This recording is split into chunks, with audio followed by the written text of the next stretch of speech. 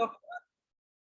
Arun Kumar, our IQAC coordinator, HOD of Physics and Electronics, distinguished speaker, Dr. Manoranjan Kar from IIT Patna, and all dear participants.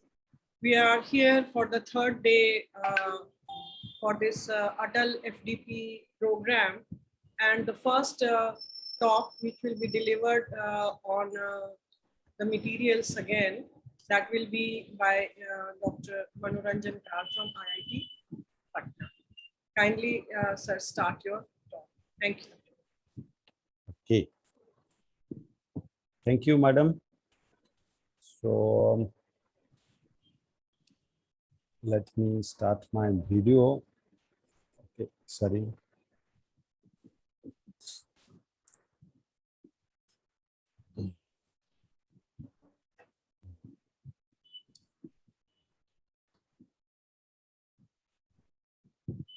Okay, fine. So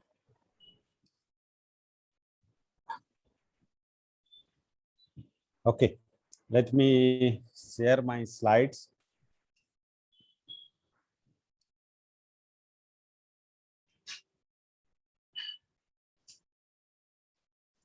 Yeah, is it visible? Yes, it is. Yeah, yeah. So can you just make it full screen? Then it will be. Yeah. I'll make it. And once I start, and I'll make it. Okay, so fine. Good. Okay. So good morning, all of you. So I think we are meeting the second time again. On Monday, we were discussing about the composites, how we can make the magnetic composite or magnetic nanocomposite, and the interaction between the two phases and their properties. Okay. So today, one thing, Dr. Kar, can I just interrupt for a moment, please? Yeah, you're not very much audible. Your sound is coming from far away. Can you just make it a little audible more? Okay, now is it okay? Yeah, now it's fine. Thank you. Thank you very much. Okay. So today we are going to discuss in a different kind of composite. And means last talk we were discussing about the two ceramic materials, and we combine and we see that how one is fitted to another. But today we'll look into the other aspect, that is that when you put the ceramic materials in the polymer, exactly what happens. And although exactly I will not go to the composite, and remember the composite can be a natural composite, and in the last class we discussed about the composite we make it purposefully from the two materials.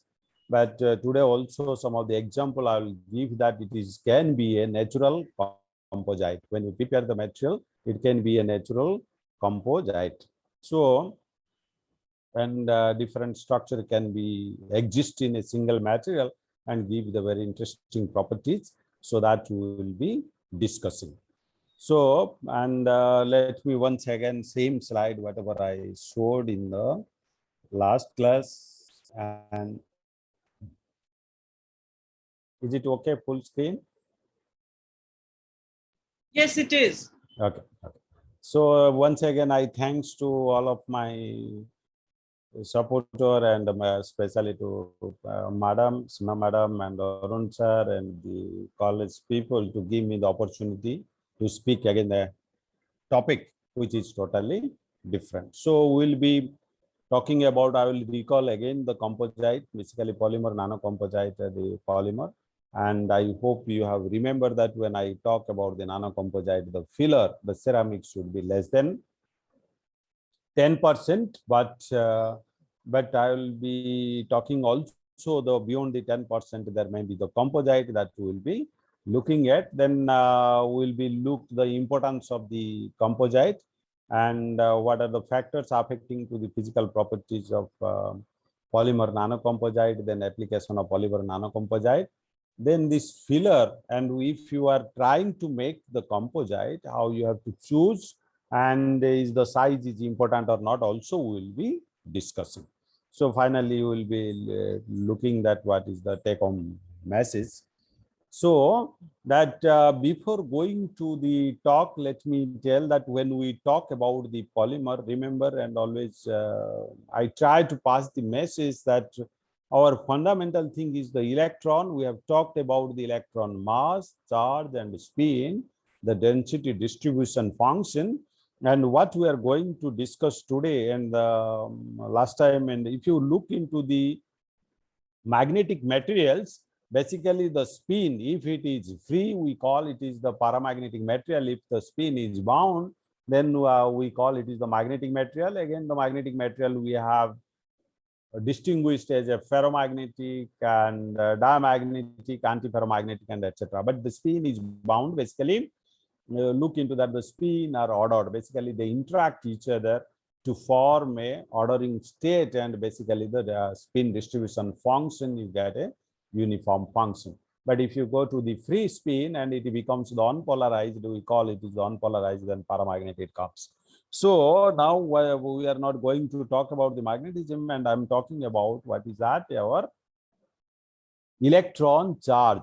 Electron charge, already I told you that the electron charge density. So remember, electron charge can, like the spin, actually it is supposed to be first charge, and which is easy to observe, but we have talked already in the magnetism. So I will talk about that, the electron bound and free. So we have considered either electron will bound or it will be free inside the material. So if it is electron is free inside the material, it has a different kind of property and its application. If it is bound inside the material, then it will have a different kind of applications. So today we are going to discuss only on the bound electron properties, that electron is bound. And when we say the bound, basically electron is bound to the lattice side. Basically, the finding of the electron in a material, always the probability will be at the atom. Then we call the electron is bound. And if the probability of finding of an electron is constant throughout the material, then we call it is the free on the material. So that's what we call it is the free electron. Then we call it is the bound electron. So bound electron has a different property and free electron is different property, and they cannot be together because their nature is different. Our assumption and the explanation and observation are different, so they cannot be together. So the bound electron property is basically it is we characterize as a dielectric of the material. Then this dielectric of the material and the basically capacitor, supercapacitor, it is nothing but the energy storage device, solid state refrigerator, and we talk about that how you can cool, and by using that basically electrocaloric effect, we call it the electrocaloric effect. And definitely always we can have the sensor and actuator, because they will show you the, when it comes to the bound electron or the bound spin property, and definitely will have a hysteresis. That hysteresis and can be extended for the sensor and the actuator property. So that is our fundamental. We understand what we can do with a bound electron property. Okay, remember, only when we have the bound, then anisotropy comes to the picture, then you will get the hysteresis. Okay, I repeat, if you have the electron or spin is bound, then only you get a hysteresis, and you can have the use of it. Hysteresis means anisotropy energy. We discussed that, so we can use it for the technology.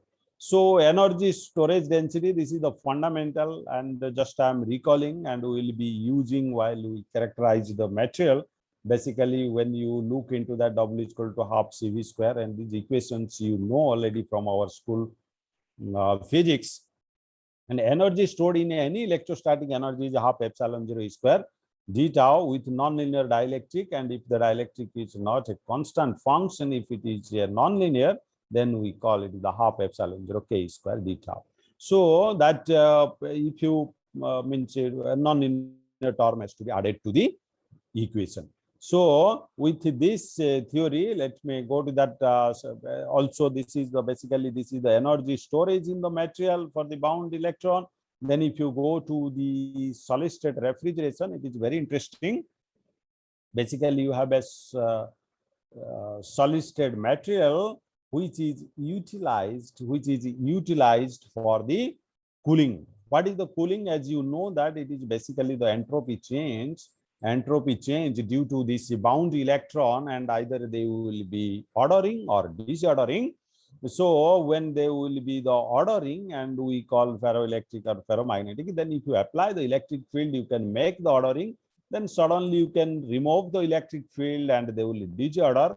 And as I told you in the previous class, so the basically what happened that the spontaneous polarization. Spontaneous polarization takes place without applying in the electric field. You will have the ferroelectric domains. Then when you apply the electric field, what it will happen that the ferroelectric domains, they will be increase on the size. Okay, so basically you go from a disorder state to the order state. Then when you remove it, and then what happens, and if you adiabatically remove it, and what happens, the temperature, because if you change the from disorder to order state, basically you decrease the temperature or you change the energy, and the energy, you are changing the energy, basically disorder you are changing. And you know the this your entropy S, okay, and TdS, and integration is equal to your thermal energy, or energy, you can take the energy, so that you can convert to the thermal energy, and that thermal energy you can look into the temperature difference. So by this process, you look into the polarization and delta P by delta T at constant E, means in a sudden E, that's what E it is there, and with the D, the T by C, that is 1 by rho, density comes to the picture. By using this small equation, that one can utilize the bound electron property in a material for the solid state cooling, where it is used basically when you are cooling a electronics equipment and etc. So that time you can utilize this, and it helps on doing all those things. So already I discussed about the composite that we have the just it is a review that in the from the previous class, that is the 0-3 type composite, 2-2 laminate composite, and 1-3 fiber or rod composite. And I hope you have remember. I'll not discuss about it. And again, I told you that when you go to the nano composite and you look into that, that is the 0-dimensional and the connected, and when you have a 1-dimensional nanofiber or the 2-dimensional nanopellet, and how they look like, and we have seen that means how they are connected. That is the means surface by volume, and it is the surface by volume, and in the two things at the 2 by L and 4 by D, and again it is the surface to volume, you get it is the 2 by N, that is the 4 by L, in the two kinds of this. So that already I discussed with you that, and it is decreased the permeability to gases, water and hydrocarbons, thermal stability and heat distribution, temperature, then chemical resistance, surface appearance, electrical conductivity, magnetic property, and optical clarity. So basically this is the properties of the composite. Same thing I show you that it create the impurity and cracks. Just I am reviewing that you recall that whatever we have discussed, and I'm not going to discuss more. And that time also I told you that the volume fraction, that it is important, that volume of your filler and volume of your matrix, they are the make the important role, that basically you can get the property, E1, and that will be EF VF, and it is EM VM, that is VF and VM are the volume fraction of your filler and volume fraction of your matrix. Then EF and EM is your modulus of elasticity, and this equation, and mostly we call it the Vagard's law, and this Vagard's law can be extended to your any property like magnetic, electrical, and other properties, and we extend it. And last class I told that, and if you are the below 10%, we call it is the around 10%, we call it is the nano composite, and if it is more than that, we can talk about the composite. We will see some demonstration and we understand. So then if it is randomly mixed, then basically the mixture that you can get it the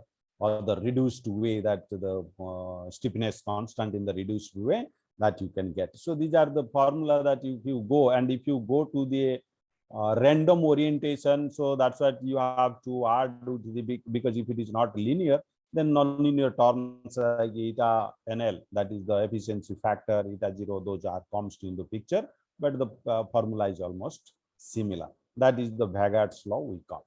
Okay, fine. So in the last class also I told you that when you change the composition from 0 to 100, what it happens, the properties below 10% or around up to 10%, it changes in different way, and after the 10% it changes in different way. That's what I told you. I distinguish that what is the nano composite and what is the composite, and today we'll see that, means what is the composite of polymer and the ceramic. Okay, composite materials or nano composite have been used in aerospace, automobile and marine application, and different applications. You look anywhere, you will find the composite. Basically your ceramic and polymer composites are catered in different engineering applications, and you can look into, even if it is catered to your biological application, and they use in the biocompatible polymers, and they use it for the bio applications. So this is the introduction, that exactly why one has to go with the polymer and the ceramic, and let us see that why the polymer is a flexible material, and it is easy to process, and you can easily process it. Okay, then you have a very low weight in case of the polymer, then relatively high electrical background strength.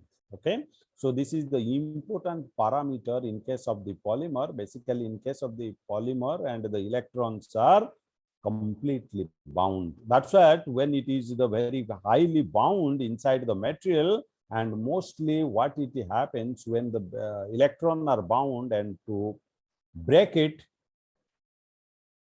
okay, to break it, and you require to apply a very high voltage or the high electrical energy to break down it.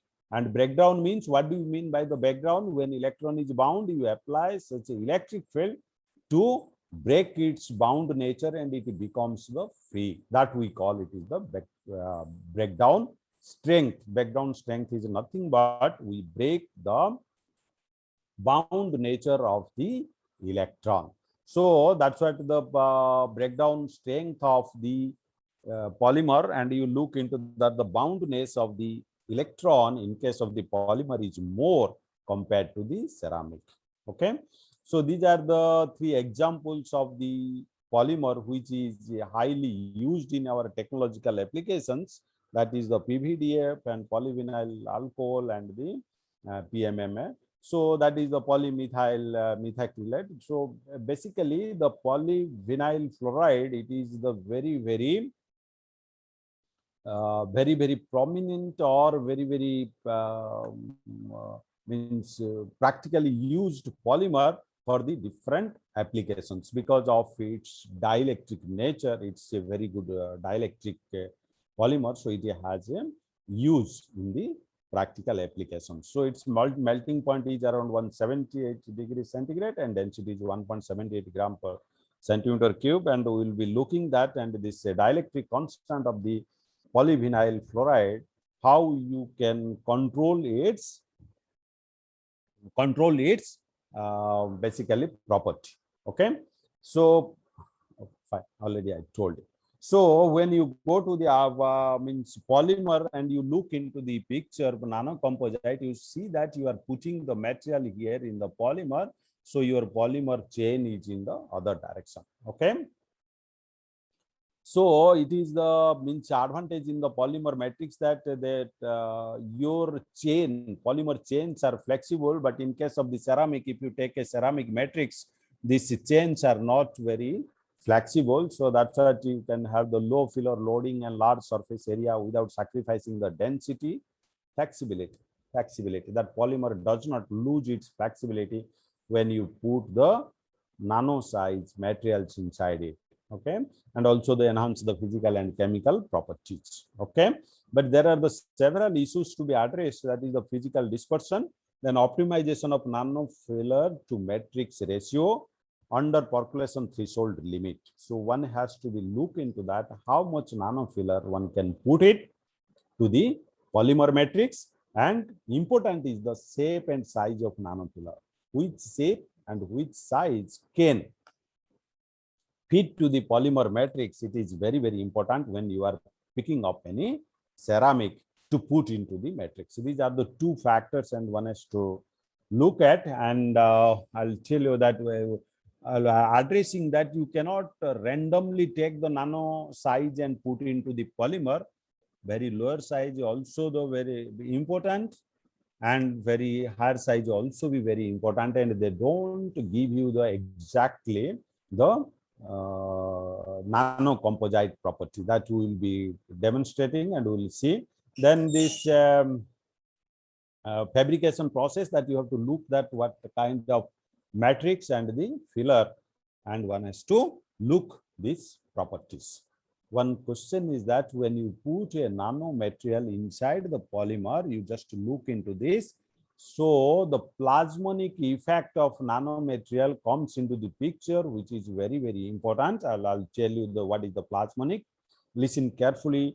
Why this plasmonic is very, very important in case of the material or the nano material. And I told in the last time, because plasmonic, and why I'm talking it is important, it is electronic, it is an electronic property.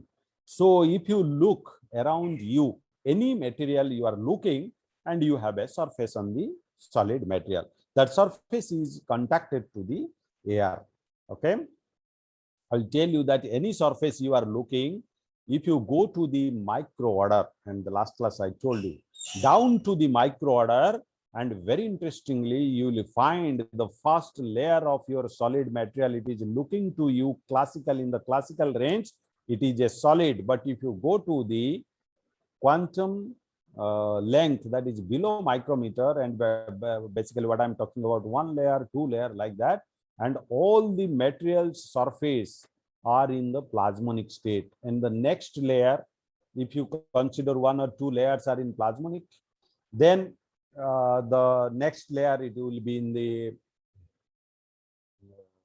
means your gaseous state, then it will go to the liquid state, and after that it is solid. Classically, whatever you are looking, that is a solid, but exactly it is not a solid. In the micro world, you will find that it goes from the plasmonic to the air, means gas, then it goes to the liquid, then finally it is the solid. So the plasmonic effect is observed in any surface you are looking around you. Now you look into that, this plasmonic effect on the solid surface are not very, very high, are not very, very high. That's what you are not getting their effect in case of a bulk material. But when you go to the nano material, and there the surface atoms are, surface to volume ratio are very, very, very, very high. Basically, surface atoms are very large. That means the plasmonic effect can be observed in nano materials. That's what we get lots of physical observations when we look the nano material. If you look into that, what it is there, even if it is looking like a solid, but in the around, there will be the plasmonic effect. What is the plasmonic? Plasmonic is nothing but it is a sea of electron. So where this sea of electron is coming, the surface atom is under tension. So due to that tension, they are creating the dipole at the surface, and where the electrons are basically the probability of finding the electron is very high at the surface. So that surface electrons we call they are the plasmons. So this plasmonic, due to that plasmonic effect and due to the electrons at the surface, they interact with the polymer and create a nano composite with a different properties compared to your polymer or the nanomaterial. You look into that due to this plasmonic effect, you get a very interesting properties in case of the nanomaterials. So this polymer and nanocomposites are application are catered in the different directions. And if you look into this environmental remedies and energy harvesting and storage and electromagnetic radiation absorption and sensing and actuation, transportation and safety and defense sector, that is the information industry and the novel catalyst. And there are the different way to use, but today I'll just give some of the experimental findings in our lab, that what we get it with the polymer. Okay. So these are the functional materials you can generate from the polymer and your ceramic composite, that is the energy generation and storage, sensor actuator. I told you the thermoelectric generator, solid state refrigerator, optoelectronic device. Basically, your bound electron property of that can give you this. Okay. So that's why these materials are categorized into the different classes on the basis of the interesting property, that is dielectric, ferroelectric, piezoelectric, multiferroic, and magnetic material, and so on. But I will not take you. And now let us come back to the energy storage. And when you look into that, I told you that when electron is bound, and you will get a hysteresis. Hysteresis means you apply the electric field. Electric field, what it will happen, you will find that the spontaneous ferroelectric domains, they will be aligned in the direction of the electric field. When you remove it, what it happens, you get the hysteresis. Basically, there are the some due to the anisotropy in the material. Again, the direction will be depend upon the crystal structure. Similar to your magnetic anisotropy, you will have the electrostatic anisotropy inside the material, and again their contribution is maximum from the crystal structure, point of view, and there will be maximum. They will have the electric EG axis, and it will have the crystallographic anisotropy in the material. So that will give you the hysteresis, and you will have a remnant polarization. It will give the hysteresis, and you will have a remnant polarization and coercivity. If you look into that, you will get that there will the polarization and the remnant polarization. So that's what this application of this hysteresis. You can have a non-volatile RAM, random access memory, then dynamic capacitor, then tunable microwave devices, and pyroelectric detector sensors, and optical waveguides. So these are the applications we have explored from the hysteresis of a ferroelectric material. So if you look into the ferroelectric material, again the ferroelectric material is divided into the two categories. One is ferroelectric, another is a relaxer ferroelectric. And if you look at the normal ferroelectric, it is a large remnant polarization, and no dipole exists above the Curie temperature, and so sharp phase transition. And if you look into the transition from para to ferro, it is very large. Okay.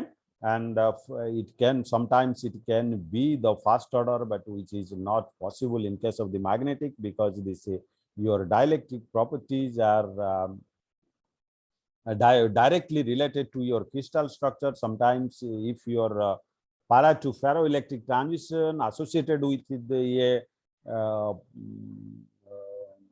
your crystal structure transition, crystal symmetry transition, then they show the first order phase transition. Then there will be the but always if there is no structural transition, and you will find a second order para to ferroelectric transition. Okay. So then another is that presence of the polar micro domains. I told you that when spontaneous micro domains is present while you cool the material to a particular temperature. Then you have the relaxer ferroelectric, which shows the low remnant polarization. You can see what will be the hysteresis loop on it.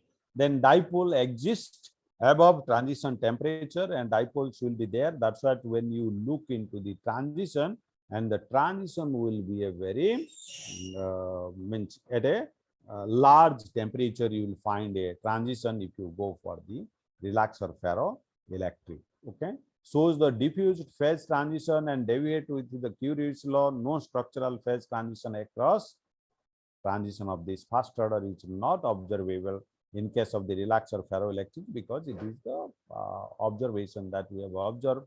Their dipoles are behave in a different way. Okay, so that will be presence of the polar nano domain. Polar nano domain. This is the very important concept or the important assumption to explain the relaxer ferroelectric. Even if in the ferroelectric materials, the polar nano domain it forms. So I will explain you that what it is there. Basically, the polar nano domains it forms when we go. Okay. Types of the material, if you look into the linear dielectric, or it will be a ferroelectric or a relaxer ferroelectric or anti-ferroelectric, they will show you in a different way.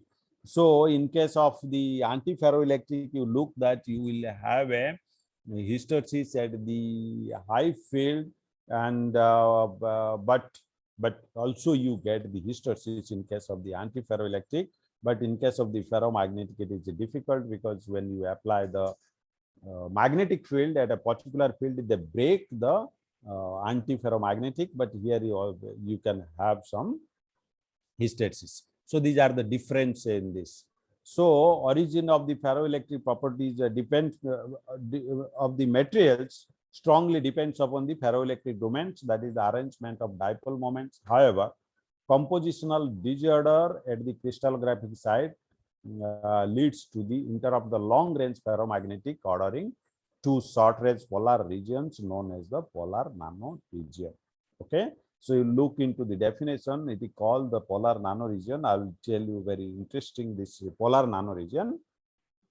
This polar nano region can be created in the material purposefully, or when you are looking the temperature dependent ferroelectric property or the dielectric properties you are measuring, you will find that just at the low temperature, basically below the transition temperature, and basically means after the transition temperature, what happens? Material goes to the paraelectric. Basically, it breaks its ordering.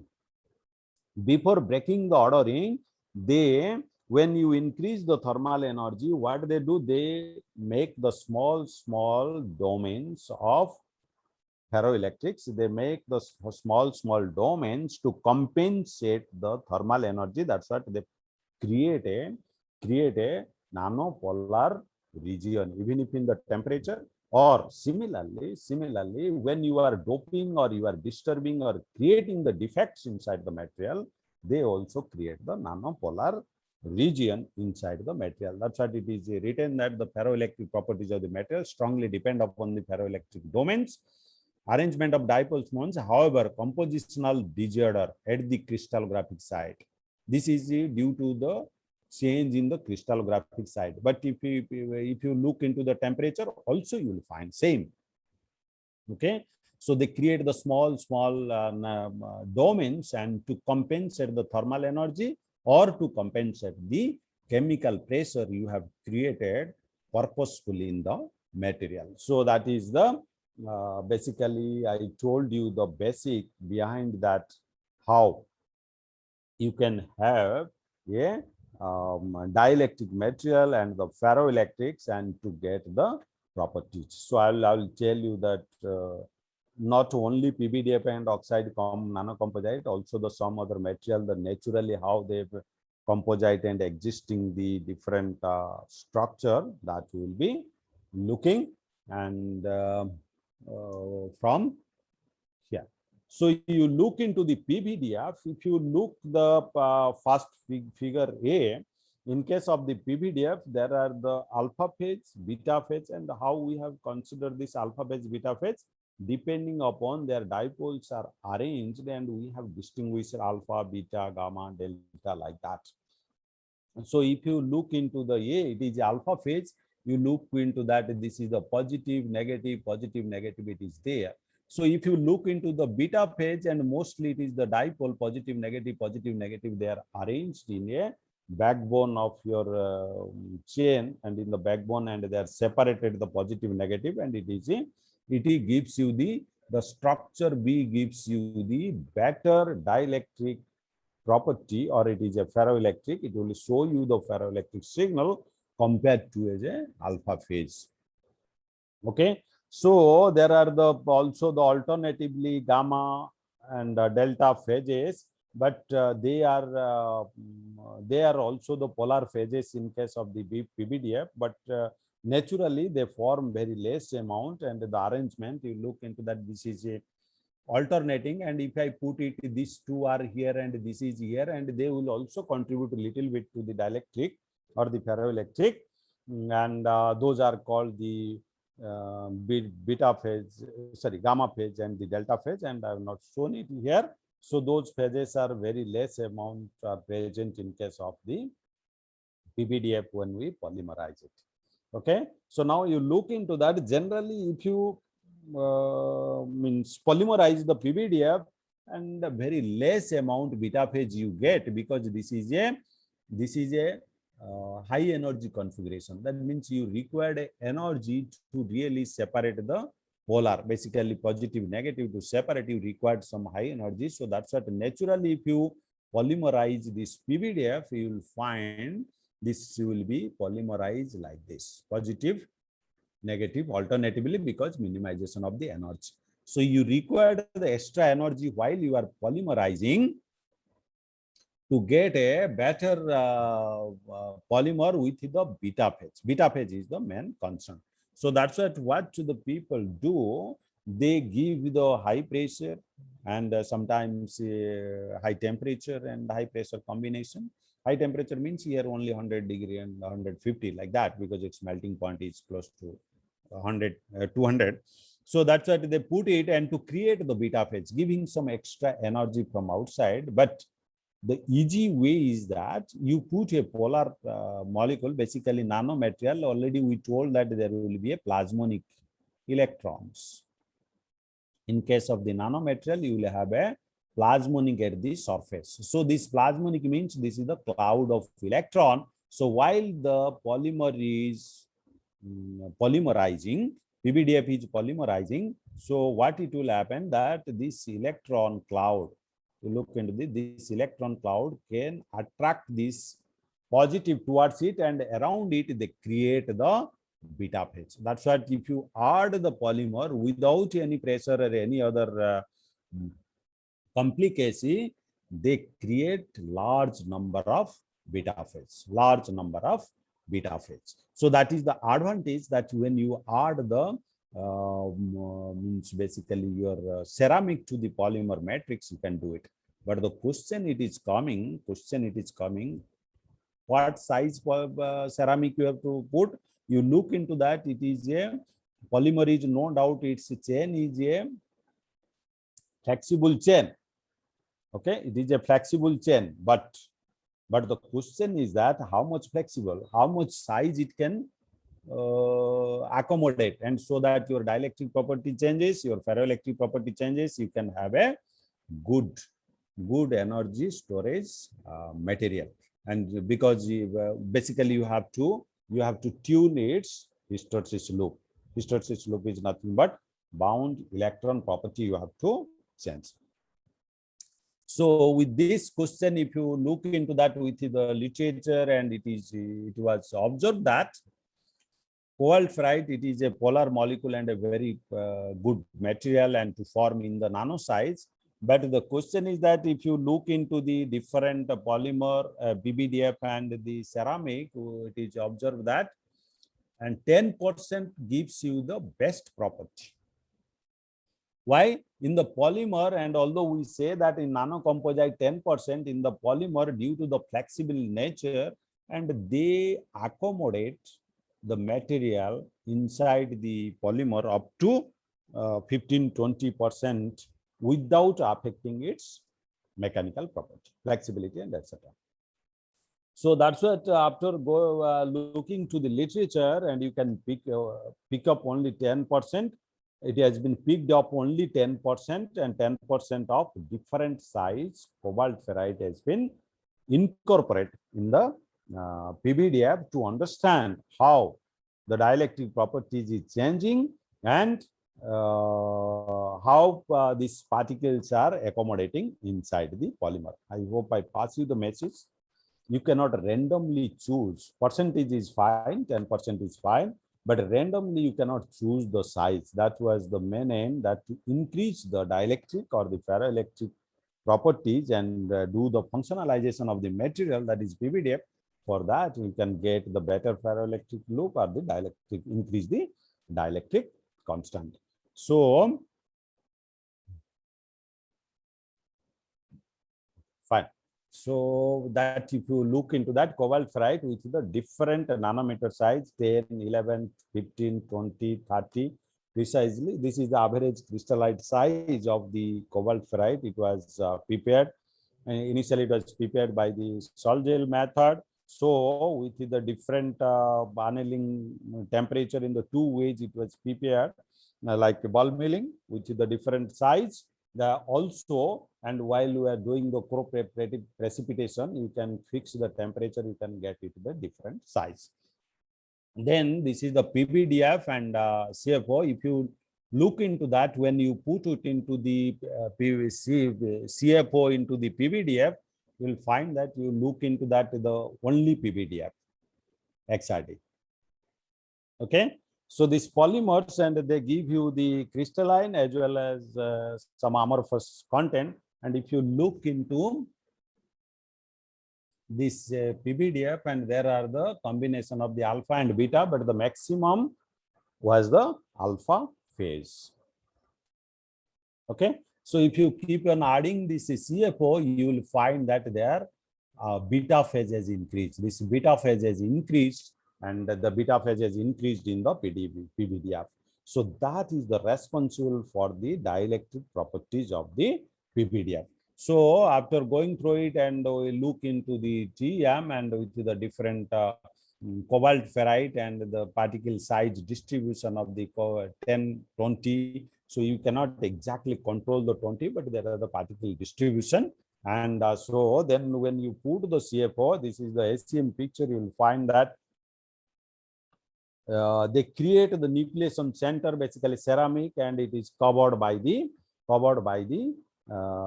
PVDF. So after that, we went to the surface morphology, and for the different like the AFM and the strength of the PVDF, and with the different size of the CFO, we'll find that it is just distributed, and their strength almost similar. It is not going to change because of the similar percentage of the material. So now if you look into the dielectric properties of your PVDF and CFO, and you look into that at different temperature of the PVDF dielectric, it is something around 0.2, 0.462. When this is the dielectric constant, you look that it has increased almost, it is the 4 times, and it has increased. Okay, so with the 20%, why we put it in the 20? If you look into the, sorry, so before going to that, and I'll tell you that when we look the dielectric means curve.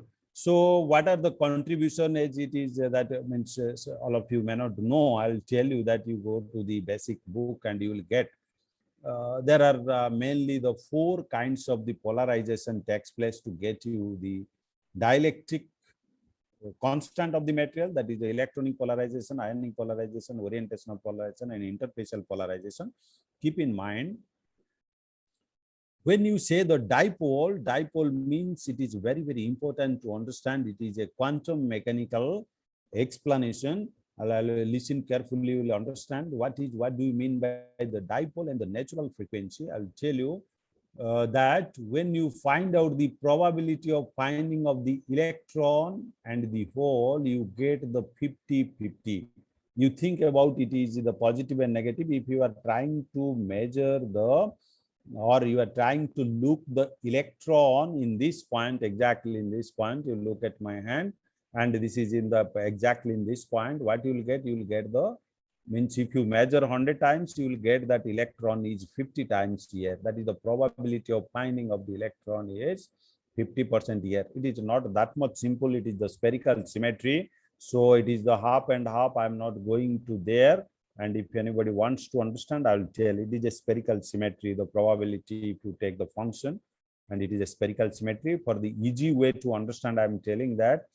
And how we have formulated the probability of finding the electron at a particular point in a dipole is the 50%. That means in a particular frequency, it is changing its position. That we have taken, it is the natural frequency of the dipole. Okay, so that natural frequency of the dipole is different depending upon their nature. They are clipping. Okay, time. So that's why the electronic polarization, ionic polarization, orientational polarization, and interfacial polarization, their means behavior or origin is different. Okay, I'm not going to there, and if you are interested, you can look at textbook, you can find, and their origin is different. That's why their natural frequency of vibration is different. Natural frequency is different. So now you look into that. When you are measuring it, you are applying an electric field with a particular frequency. So when you apply it, if it matches with the frequency, then you get its contribution, or it is less, you can get. So that's what you get. At the low frequency, you get the contribution of all the polarizations, and while you progress, you don't get the contribution of all the polarization. So that's what if you look at the textbook, you will find the natural frequency of the different contribution. Don't think that when we talk about the ionic, it is not the atomic electronic, it is there, combination of both. So it is there. Then combination of all, it is there. Then while you progress with the higher frequency and you lose it if its frequency is less, so we lose those dielectric contribution from that polarizations. But overall, and it is very important, and when you go to the when you measure the dielectric and you get it, what you get? An electrode, and you are measuring electrode, there is an interface. Due to this interface, definitely your electrode and the material, they will have the different kind of nature to the electron. So electrode will be a free electron, and it will not get the path to enter into your material because it is a bound electron, so they don't match. So due to that, you will get the interfacial dipole. Interfacial dipole you will have with the electrode and in your material. So that interfacial dipoles are basically contribute up to the 300 Hertz. So one has to be always careful when is taking the dielectric. They should not consider the value up to the 300 Hertz, because up to the 300 Hertz it will be, I mean, in this particular case it is 300, but generally up to the 1000 Hertz, depending upon your electroding. So up to the 1000 Hertz, what it happens, they contribute. So one has to remove that electrode contribution and then in the entire dielectric measurement to get the exact value of the exact dielectric of the material. And it should not be, should be electrode contribution should be avoided. This is a very important information I would like to pass. And if anybody is working in the dielectric, one has to be very, very careful. When you get the dielectric constant, you have to be very, very careful. And at the low frequency, the data that has to be taken care throughout the frequency by deducting what is the contribution from your electrode. Fine. So once you get it, and now you come back, and if you look into the your beta phase, we calculated the beta phase from the XRD and as well as FTR. It is not here. And from the XRD, one can find out from the relative intensity of the PVDF and PVDF CFO, one can calculate the percentage of beta phase in the sample. So the beta phase, if you look into that, the intensity of the beta phase is increasing with the CFO different size.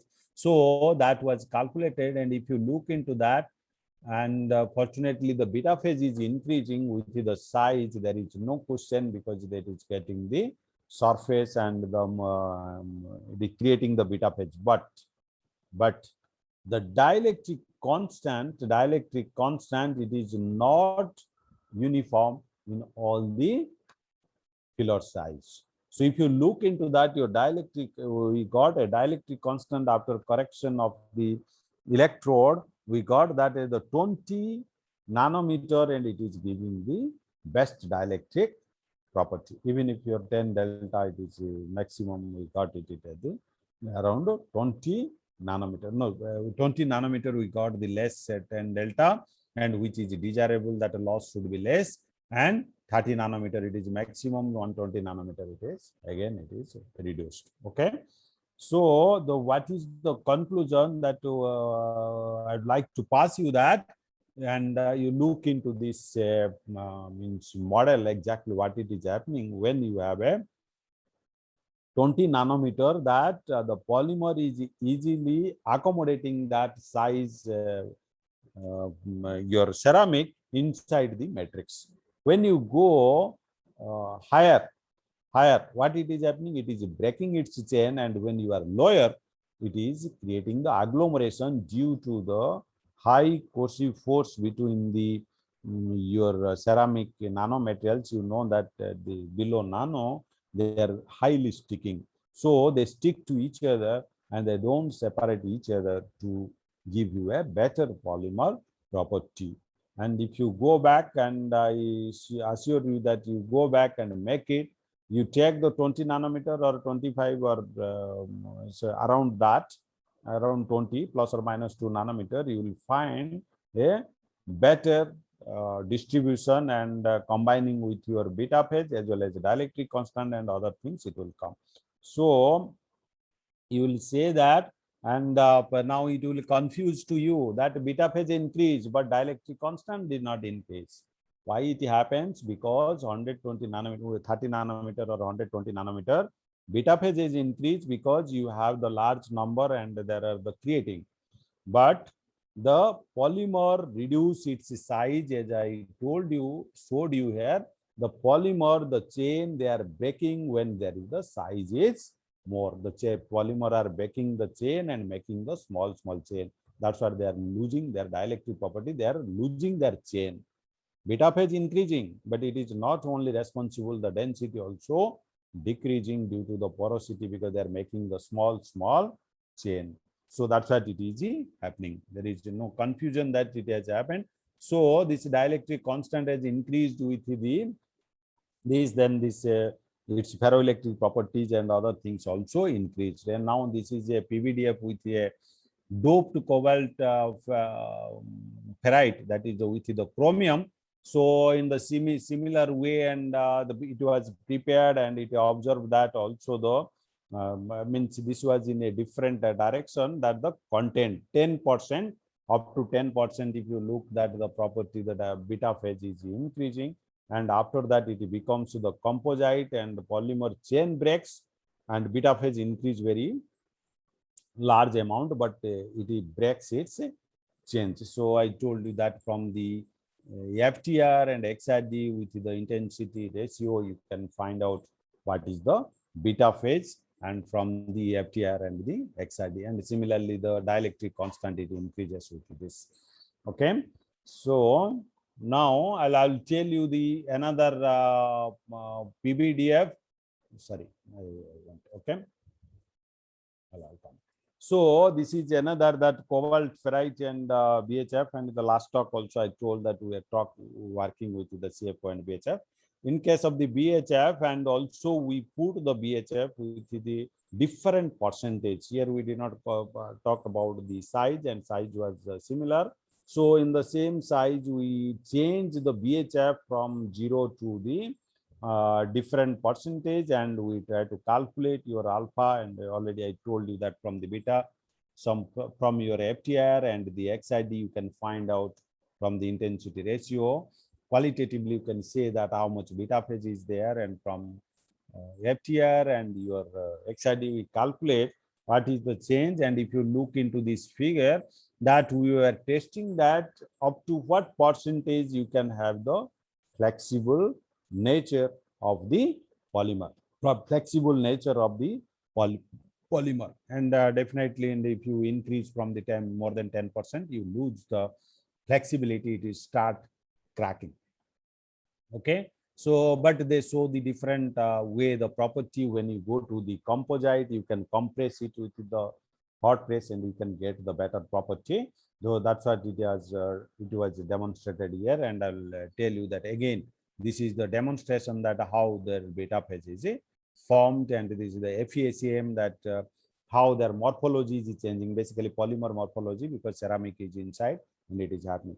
So that's what I told you, that this is the model that when you increase the size, how the filler are sitting and their plasmonic effect, they are overlapping here, but in case of here and they are not interacting each other, they are far away when you have the nano composite, and their plasmonic effect at the surface, they are not interacting each other, but in case of the high percentage, they are interacting each other, they are overlapping. So with this concept, then if you look into the properties of all these polymer and ceramic composite, we found that from the XRD and your beta phase, we got in a percentage and around here, and we got the maximum, and after 4 and 5, we don't means to decrease the beta phase, although you put it the more percentage of the ceramic VHF.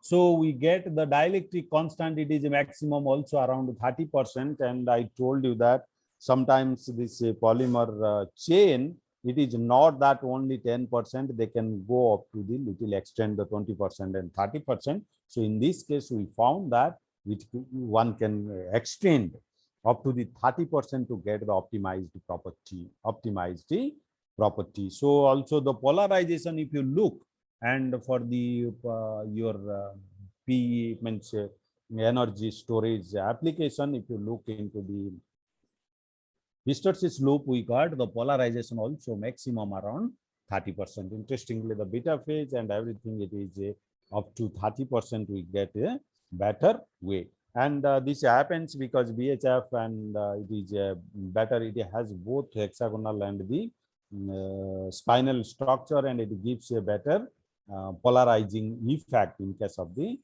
PVDF. So that's what it is showing, the better property up to the 30%. So then we calculate the energy means density, and you look into that, you can calculate, it is very simple, EDP. Then that W1 is the stored electrical energy density of the material. It refers to the applied external field, and PR and Pmax are the remnant and maximum polarization. Then if you calculate W1, that is the integration of the EDP. Okay, one can find out what is the energy density, and if you look into the different field, the energy density, it increases. So depending upon the application, one can pick up means what means field you have to store the energy. You have to basically you have to apply to the maximum field, then remove it, and they will restore the energy. So for the application, you want to know that, and this ferroelectric loop, it is not only the energy density. If there is the leakage current, maximum leakage current, and remember leakage current where it is coming. When there is a current is passing, you remember there are the displacement current and there are the free current. Interestingly, when you look into a dielectric material or the ferroelectric, when you apply the electric field, you are applying the free electron is going to the electrode and creating an electric field, means in the two sides of a material. They create an electric field and in the material. So in the material, you will get the two processes. One is that if they have a few free electrons, they will carry some of the energy, and the bound electron will give you the ferroelectric property. So whenever anybody is taking the ferroelectric loop, and they have to look that is there any leakage current, that is very, very important. Is there any leakage current? If leakage current is very high, even you have a very large energy capacity, you cannot use that material for the practical application. So for that also one is need to show the leakage current, and if you look into that in the 30%, although the it is very good in case of your energy storage, but there are the leakage current, but if you go to the higher percentage, the leakage current are very high. Although the density, that energy density is almost similar, but one cannot use above the 30%, and one has to look both that the leakage current, and you look into here and BHF with the leakage current, and leakage current is up to 30%, it is almost similar. So although it is very a little high, but it is almost similar. But if you look into the above 30%, and its value is very, very large. That's what one has to be compensate for the energy storage application, that your energy storage capacity as well as the leakage currents. Leakage current should be minimized. So that is the all about that BHF with the PVDF. Okay. So now I'll take you that, and not the exactly this. I will come back to this, and this is a different material. As you know that in the last time I told, BTO is a very, very important material. So, and we'll see that the energy storage, how it is has been modified with the chemical pressure. And interestingly, I will show you a natural composite example, and we have pointed out the triple point. Very interesting that result, and I will show you the triple point where you can get the maximum polarization. I will not tell you, already we have discussed that barium titanate oxide. It is a very, very important material. Last class I told, and you can also refer to some books, because this is a very, very old material. It is established its normal properties, but only thing is that we are trying to tune its property by the chemical pressure and inside it. So it is a solid solution of the BNT and BTO, and it is a complicated formula, or the large formula, which is creating. Okay. So basically what is that? In the crystallographic side, you have to create the anisotropy by doping, so that you can get it the better way. So if you look into the, it's a crystal structure, and there is a shifting when you do the what is called the combination. Interestingly, you look into that. Interestingly, the crystal structure, it looks like it is a single crystal structure, but it is not exactly. If you look that this is solid solution, and we found that it is not a single structure. There are the two structure. I told you that the natural composite, basically the same material, but with the two different structure, they are sitting together and creating like a natural composite. And due to that, at the surface, the strain, due to the two structure, and there will be surface strain, which contributes to your electric polarization, and that you can tune it, say, means basically its application in the material. So these are the FeSEM, and it is a very high dense material.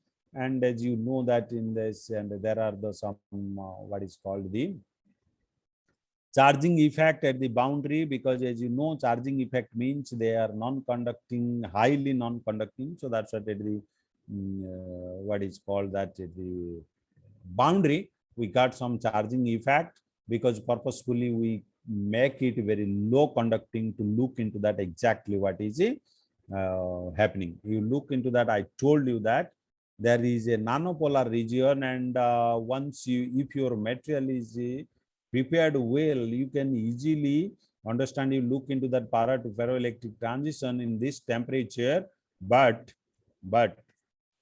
before that there is a transition. Basically this transition is nothing but before going to break the polarization, the material go to a nano region. I told you that by the chemical pressure you can put the nanopolar region. It is easily seen because of the this dual structure present in the material. This was the beauty of this. And then after this, and you look into this, and your P loop and BL B2, how it has modified very interestingly that to the BNBLTO and BL and BTO, and you look into that hysteresis loop are drastically it has changed.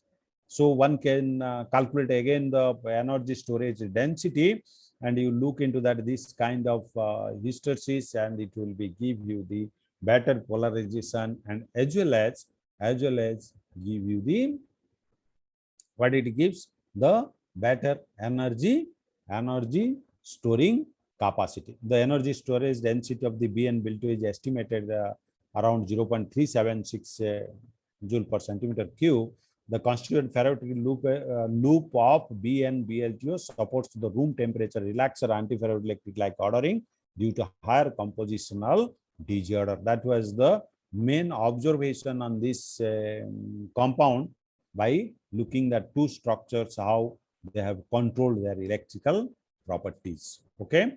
So this is another factor that it is not that the composite only this you can in the single material. It is also very interesting that in the from the literature whatever the available below, and I'll tell you that again by taking this basically BSTO. So this is what is the finding after getting the very interesting material after making it.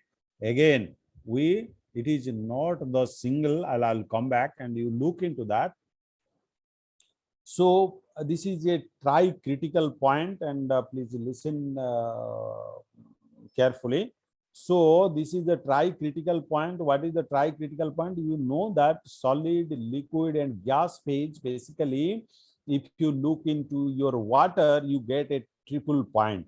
At the triple point, the material gives you the good properties, and so that's what in this material purposefully we have tried to develop a three-phase, because if you develop this three-phase due to the strain at the interface like tetragonal, monoclinic, and cubic, due to the strain at that point, basically it is a natural composite of the three structures. So at that point, what happens? They give you the better ferroelectric and dielectric properties so that it can take it to the utilization. So that was the aim of this work, and we created the three structures, and your if you look into that here, you can easily distinguish 1, 2, 3. These are the allowed Bragg peaks, and you can see we have taken the three structure to find out exactly what percentage they are sitting, and to explain the extraordinary behavior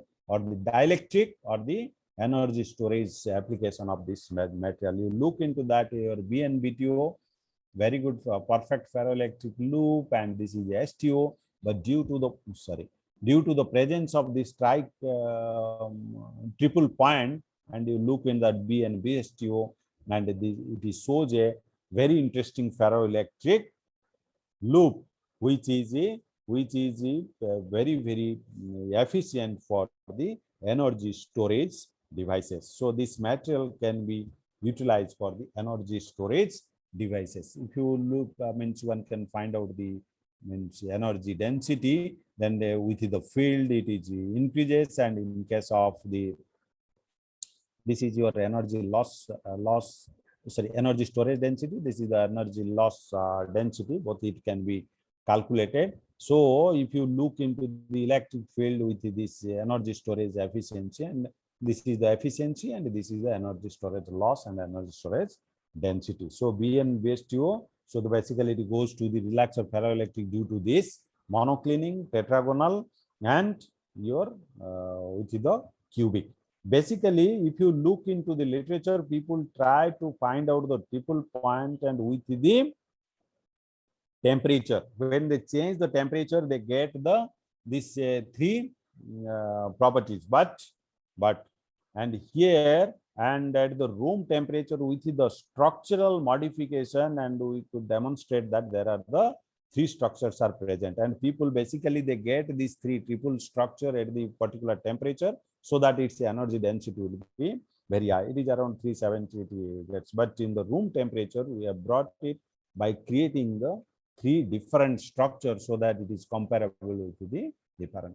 So, and already I told you that If you look into the STO, then this dielectric constant with the temperature, and in case of your BN BTO, you have a nanopolar region and much above. But if you look into the BN BTO, again, it is showing due to the triple point, and they are showing a very good nanopolar region close to your para to ferroelectric transition. And basically, it is the relaxer ferroelectric behavior it shows. So this is the summary already I discussed with you. The important is that the dynamic of the ferroelectric hysteresis, the dynamics of the ferroelectric hysteresis loop supports the domain switching mechanism. Therefore, the B and BS2 solid solution shows enhanced energy density, that is 0.38 per centimeter cube at 61 kilovolt per centimeter, and the relative dielectric constant is very high, it is 2033 at particular frequency at room temperature. And so this is the basically this is the demonstration of your means a means triple point. So then this BNTO and PBDF, and again we prepared the composite because, as I told you in the beginning, PBDF is very, very important, and we tried there to find out the beta phase. Again, BNTO, what is that? It will create your beta phase, as well as BNTO is a ferroelectric material. Okay, ferroelectric material. That was the advantage to pick up it and find out its storage density. So that is also the stability of beta phase increases over gamma phase with the volume fraction of pillar BNT in the matrix PBDF due to internal stress near the interface. Also the BNT, when you put they form the more beta phase so that you can get the better. So this is a PBDF and the BNT. Then if you look into that with the different volume fraction, and it is within the nano size, you will see that the beta phase, how largely it is increasing, and alpha phase is reducing, but beta phase is increasing. Okay, so PBDF, it is a partially crystalline material. That's what we get the beta phase due to its short range ordering. We get the peak, so that's what it is the we can distinguish the beta phase and alpha phase. After that, you can characterize, you can look into that how their dielectric constant varies with the what is called the your putting the BTO. I'll tell you BNT. I'll tell you that it's although their beta phases increases, but the dielectric constant has decreased. Dielectric constant has decreased. Why it has happened? It is very simple. The BNT here, BNT was not taken as a nano, large size was taken because to intact its ferroelectric property. It is not in the 20 nanometer and etc. From the XRD pattern, you can also observe that their size was bigger. That's why they create the crack, even if it is the beta phase is increased. So that we have done it in the other way, that to put it in the size, but I means we could not complete the work, and due to this pandemic, and maybe we'll demonstrate it in some of the publication. So here, what BNT, we did not take it in the 20 nanometer or the 30 nanometer. It was a large size because we purposefully keep the dielectric properties intact of the BNT. If you go to the low value, and it will not. So that's what, by thinking that we will go it, and the plasmonic effect in the BNT is very less because of the means it's a stable structure, and also the dielectric property, the plasmonic effect will be less. That's what we keep it large. But as you know that when you thought something and it does not come out, but it goes in a different direction, then we found that due to the large size, it is not fitting with the PBDF polymer. That already I told you that you have to take the particular size. So to get a good composite, if the size is large, and they will break their chain, so it will be in the adverse direction it goes. So that's what, if you look into the intensity and the dielectric constant, and it has been changed. So this is about the BNT, where BNT and the PBDF. So if you look into that, and already I concluded that composite and nanocomposite are different from each other. Then properties of the material can be tuned for application by making composite in the nanocomposite. The pillar size in polymer composite should be less than 30 nanometer. For tuning the property, pillar size should be spherical or elliptical to exactly to fit into the polymer size. If you take the rectangular or the triangular, then it will have the difficult to incorporate it. So that's what we observed and not shown the result, but it will be adversely it goes. And in the BHF is always form in like a rod, and that time we face the problem, then we tune. So the dielectric constant energy storage capacity of PVDF can be tuned by using the ferrite fillers. Then electrode contribution to the dielectric comes at low frequency and which should be taken care while you are analyzing the data in case of the dielectric. Then the beta phase of the PVDF can be increased by ferrite nanofiller, which enhances the dielectric and as well as the energy storage capacity, which is for the application. So thank you very much. I hope I passed the message and I finish within the time so that you will be relaxed. Yeah. Thank you very much, Dr. Kar, for the talk. You talked a lot in detail about the composites and nanocomposites, what are the properties, how they differ from each other, and how the physical and the other chemical properties, the electrical properties, they quite vary from each other. And also, you talked a lot about the plasmon formation in the case of the nanocomposites and how that leads to a large surface area ratio, and that leads to the modification of the properties and different, altogether you get a different properties, and you can tailor with the properties also. And in the end, you were talking about one of the work where you have put lanthanum in the material, as far as I remember, with barium titanate and BNT. Yeah, right. Yeah. So there, how the composition went means in both the cases, lanthanum was at A site. No, it is a different. I'll go. It is, I think, 64 is the number. 64. Yeah, I'm going there. It is very interesting, madam. We have explored something different. You are talking about this 60. Yeah. This one. Yeah. Can you so make it bismuth, bigger for yeah. the whole? Yeah. So this is the bismuth, lanthanum, and sodium. If you look into that, and basically it is a bismuth barium titanate oxide, and with the 0.94 bismuth, and it is a BiTiO3. And there is a barium is 0.06, and basically if you look into this composition, and bismuth, sodium, barium, titanate. So that compound is a very, very well-known compound, and it is create very interesting properties in the dielectric. So we put the lanthanum, and if you look into that, the percentage is very less. Why it is so? And you will find these materials in the literature very, very small.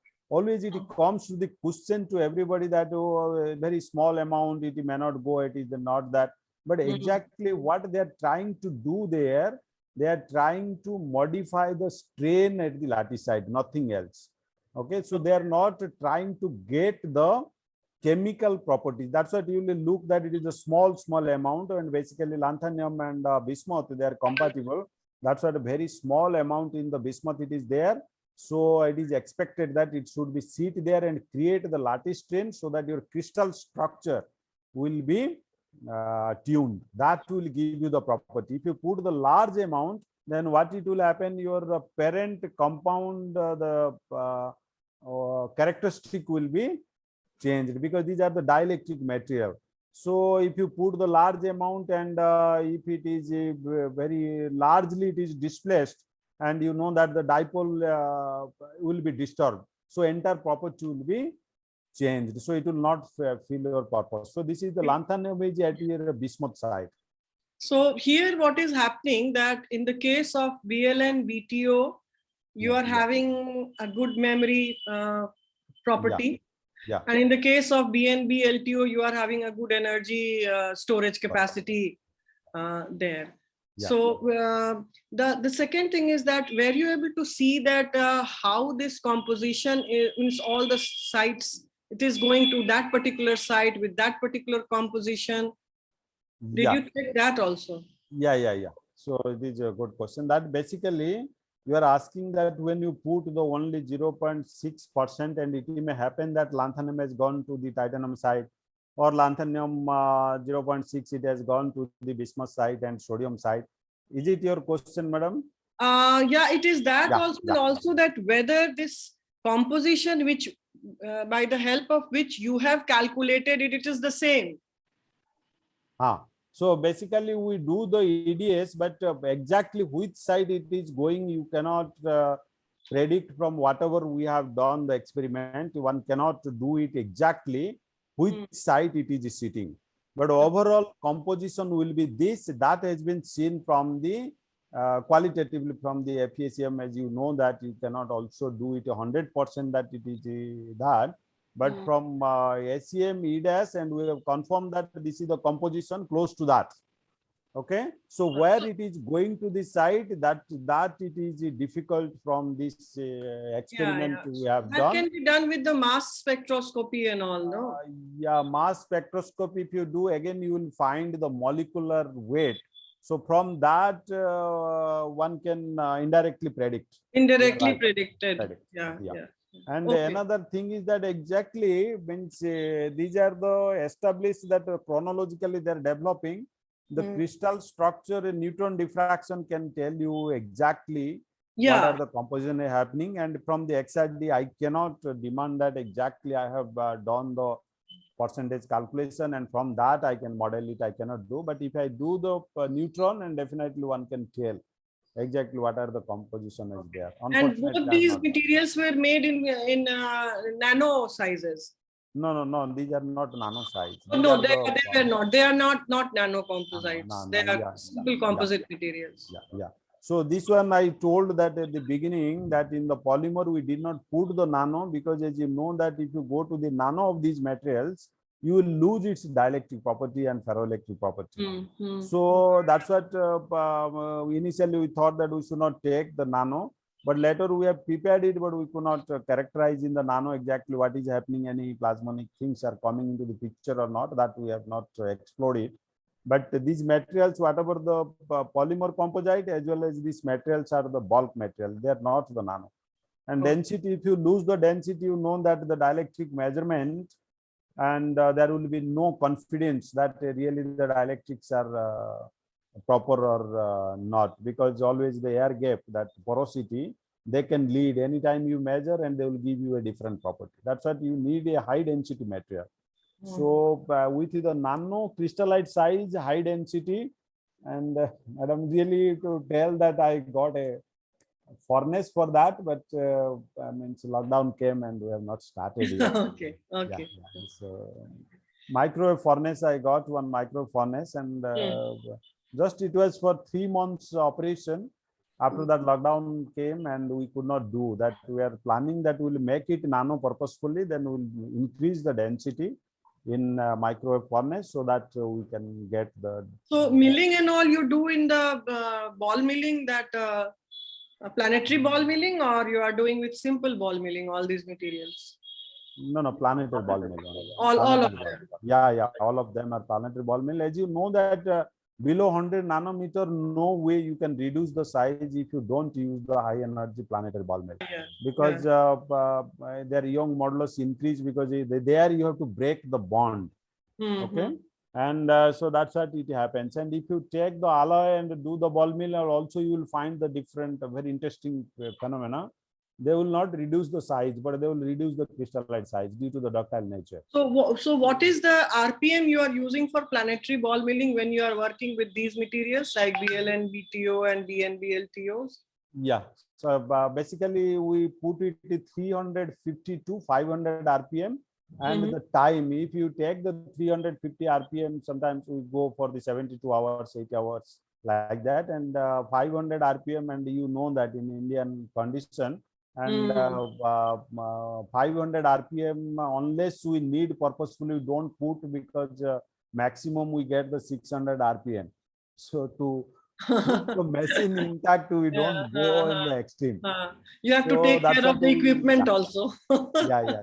So we Yeah. put the longer time, okay, day and night it can run, but don't go for the high RPM. That's Yeah. what purposefully we put it 350. If it is some specifically required to do, and we go 500 RPM, and 350 also there is an advantage. And for the longer time, because you can get a very good particle distribution we have observed.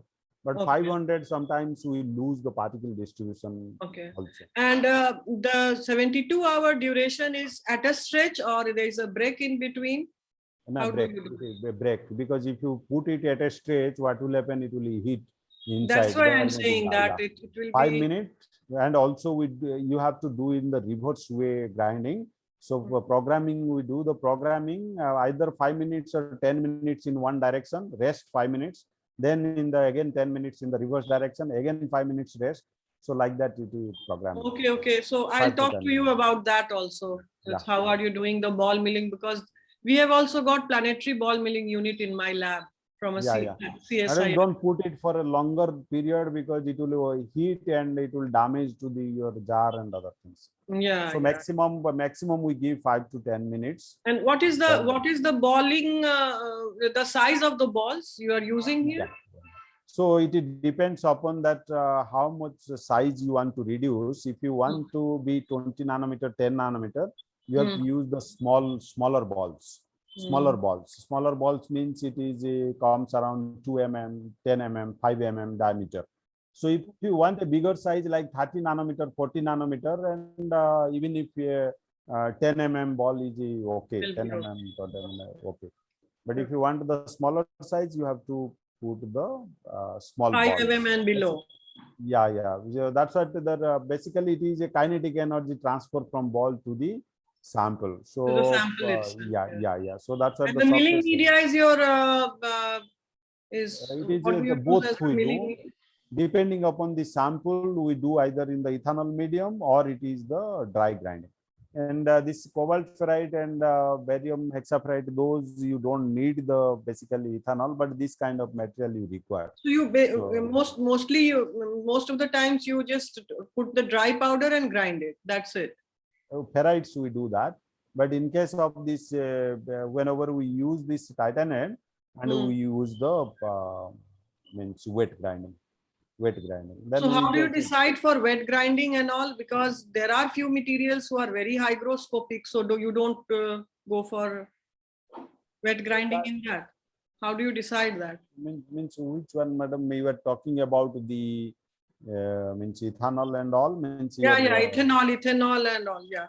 that it is available. That if, what kind of material you are taking, and compatibility it is available, and it is not also very costly.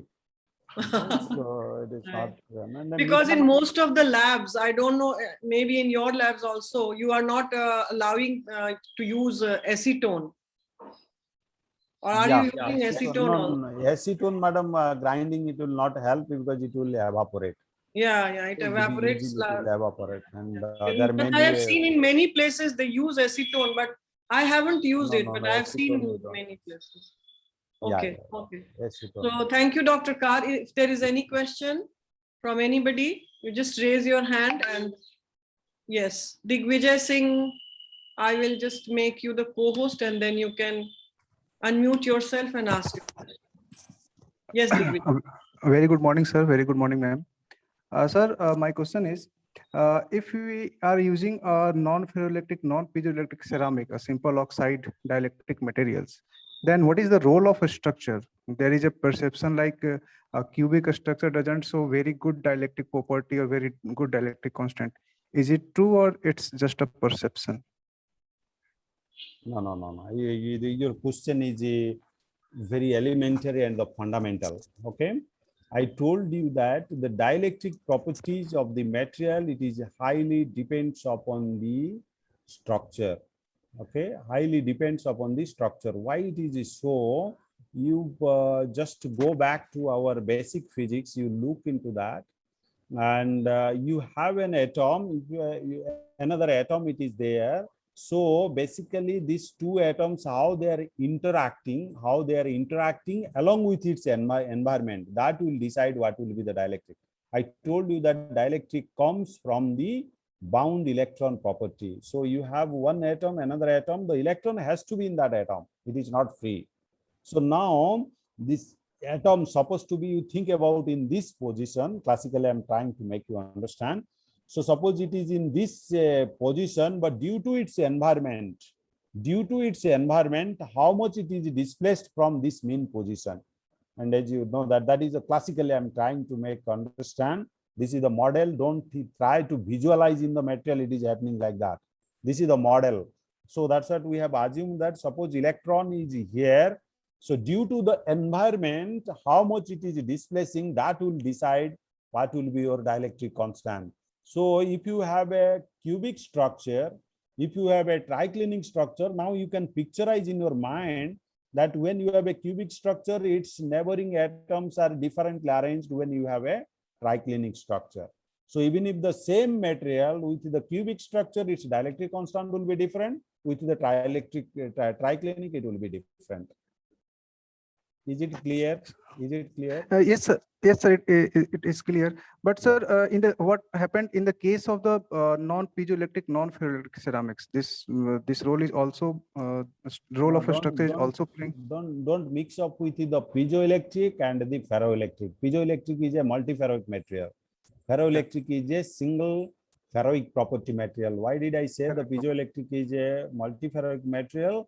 Don't think that multiferroic is only the combination of ferroelectric and ferromagnetic. You have a ferroelastic. Yeah. So piezoelectric is a ferroelastic and the ferroelectric. And ferroelastic, it comes, I told you, electron as the mass, charge, and the spin distribution function.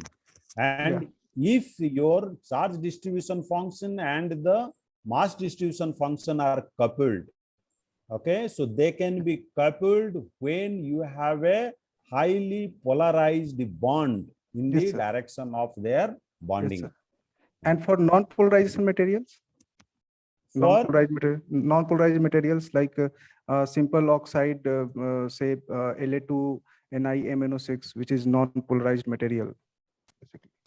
And the polarization, I told that the charge polarization will comes depending upon its environment. If its environment is not creating a displacement, if it is uniform in all the direction, you will not have the charge polarization. That I understand, sir. But in the case of non-polarized material like La2NiMnO6, the role of a structure is same like in polarized material? Role of structure is same. You can create the polarization on those materials purposefully. People are doing it by high pressure and all. They are changing their structure, they are changing their lattice parameter, and they are creating the polarization on those materials. It is there. One more question, sir. In the case of dielectric loss, if there are two peaks in the dielectric loss spectra, like tangent loss, if there are two peaks and the peaks position are very close to each other, then what it says, sir? It is the contribution of grain, bulk grain and grain boundary, or it is something else? That I have to see the spectra, then only I can comment. Because the fundamentals does not I show you. The fundamental, if you look into that, the contribution tells you the peaks in the dielectric constant, because it is the frequency. Already I told you that it is the natural frequency. So that after looking the spectra only, I can tell that, means I can understand that exactly these two peaks, if they are close to each other, it may be due to the surface plasmon at the grain boundary, maybe. But one has to carefully look into that exactly why it is coming. Is it clear? Yes, sir. And one more thing, sir. You remember that the loss comes, it is only to the corresponding to your dipole, nature of your dipole. So the nature of dipole depends upon, and if I did not go there, this is the natural thing. But in the grain boundary also, you will have a different kind of the dipole, but they will be almost similar to your electrode dipole due to the free charge, and sometimes due to the bound nature at the grain boundary, they lose their property and in the Hmm. higher frequency also they contribute the grain boundaries. Sir, in the case of ferroelectric ceramic or like this polarized ceramic, there is a transition between ferroelectric to paraelectric, which is frequency dispersive also, as you showed in your data. Yes. But yes. in the case of normal dielectrics, if there is frequency dispersion is showing in the dielectric data, so it also indicates the phase transition, or it's simply dielectric relaxation. Can you repeat the last part of Yeah. the question? So I lost it. in the case of the normal dielectric That materials, first part I understand, I can explain you. Yeah. Then Yes, sir. let me first explain that whatever transition point we are looking in the material, I'll Mhm. tell you that if you ask me that, sir, what is the transition temperature of para to ferroelectric, the definition is that zero frequency, zero applied field, the spontaneous polarization is known as the temperature transition temperature, zero applied field and zero frequency. zero So, frequency. but as you know that when we measure anything, we cannot measure the polarization without applying a field and applying the frequency. That's what we do. We apply a different frequency, then we plot it to the transition temperature, then at the frequency F tends to 0. Yes, sir. Okay, what is the Yes, sir. transition temperature? That we call it is the para to ferroelectric Para to transition ferroelectric temperature transition. of the Yes, sir. material. Material. So in this case, and what you have to do, you have to apply the very low voltage. Then only you can do this method and find out. Okay. Yes, sir. So Yes, sir. that is the first part. Second part, what you say? Second part, I'm saying that, sir, in the normal dielectric materials, non-polarized Okay. dielectric materials, if there is a frequency dispersion comes, then it also showing the phase transition, or it's simply dielectric relaxation. Okay. Like, So your like question in is that if a dielectric constant, in the dielectric constant, when there is no ferroelectric ordering, but you Yes, get a dielectric constant, right? yes, sir. So you Yes, are sir. saying that when Yes. you measure it, so what Yes, sir. happens? The dielectric constant goes to 0 when you go to the high temperature. That's what you are trying to tell. Yeah, yeah. So there is this is a different kind of phase transition. Basically, it is a background of the material.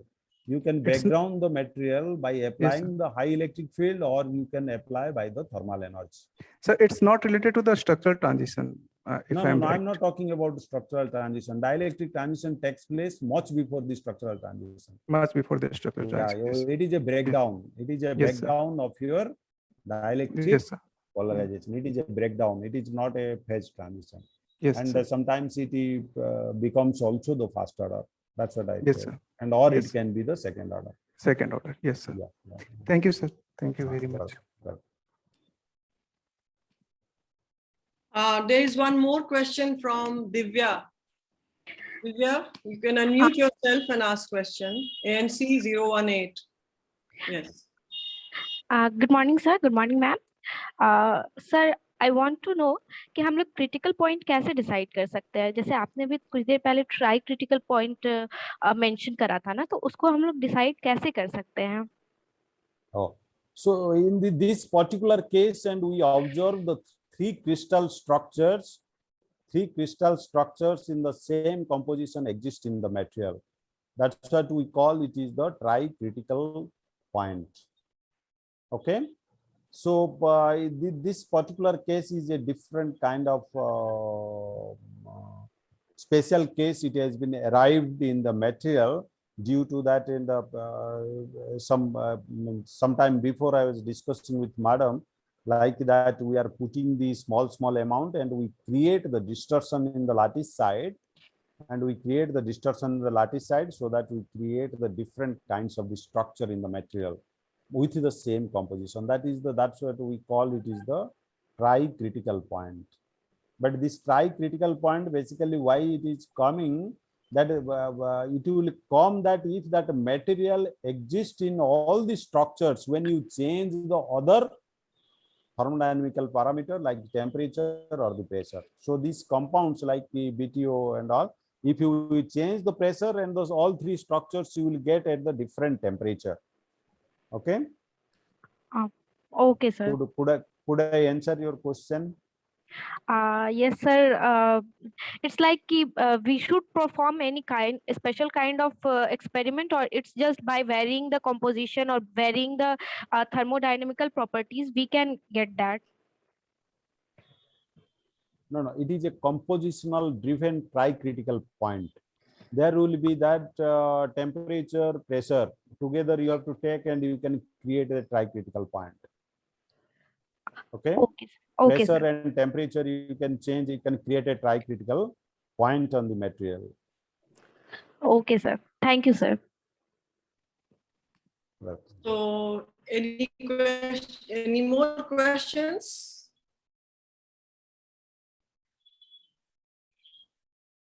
If there are no questions, then I give my heartful thanks to Dr. Kar for giving time and for delivering these two lectures on 23rd and today itself. So thank you once again. I thank on behalf of our college, AN College, and also on behalf of all the participants. Thank you very much. Thank you, madam. Thank you.